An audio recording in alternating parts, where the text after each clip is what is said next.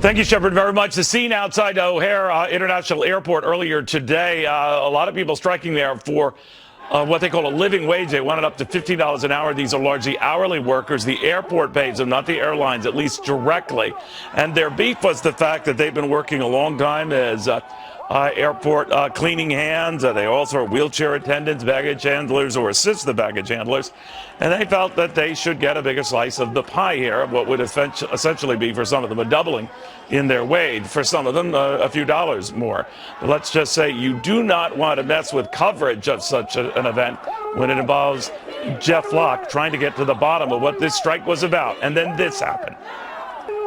Diana, you say you worked here 16 years. I've just been advised not to talk to you guys. You've been advised not to talk to me by this guy here? Yes. Now, why did you do that, sir? Hey, you come here. Why did you do that? Hey, buddy, SEIU guy. Hey, why don't you turn around and have the courage to turn around and talk to me instead of trying to stifle people's ability to talk?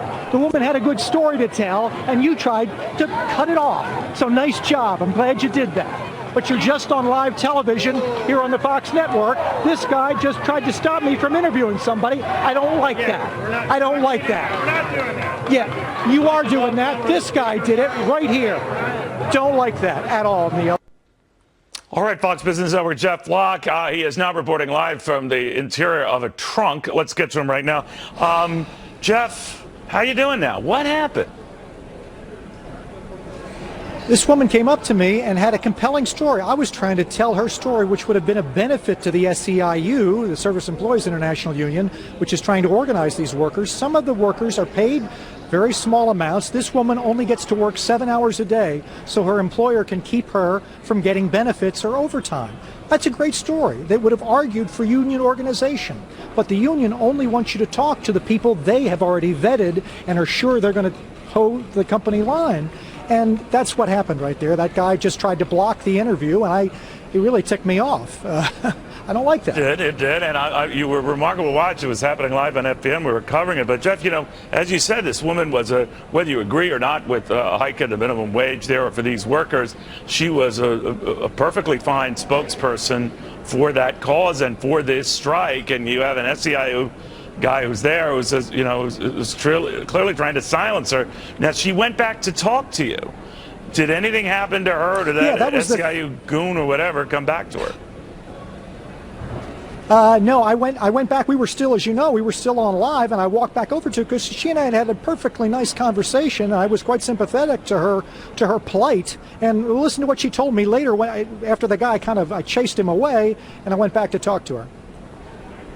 I work for a company called Scrub, and I've been out here for 16 years, and I make about a little over $11 an hour, and we work 7 hours a night.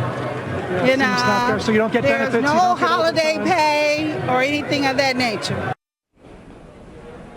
Now there you go. Whatever side, Neil, you're on, that woman has a compelling story to tell that would argue for maybe why a union would exist, to try and protect those women's benefits and at least do something that's fair. But the union, as I told the guy afterwards, I walked up to that guy and I said, he still wouldn't talk to me, but I said, you just screwed yourself over, pal, because I was trying to help you out with that story. That story would have been beneficial to you to hear. And here you do try to stifle it.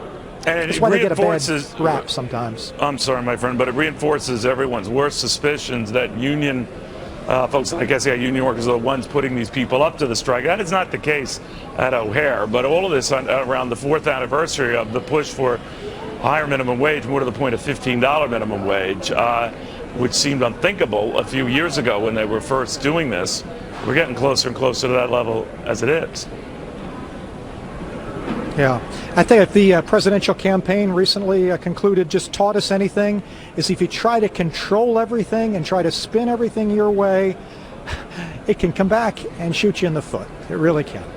Remarkable reporting, Jeff. I'm glad you're okay. Jeff Locke, covering something that, well, as you can see, that young woman was a very fine spokesperson for a push for a higher wage. Whether you agree with whether it should be $15 high, that's your call.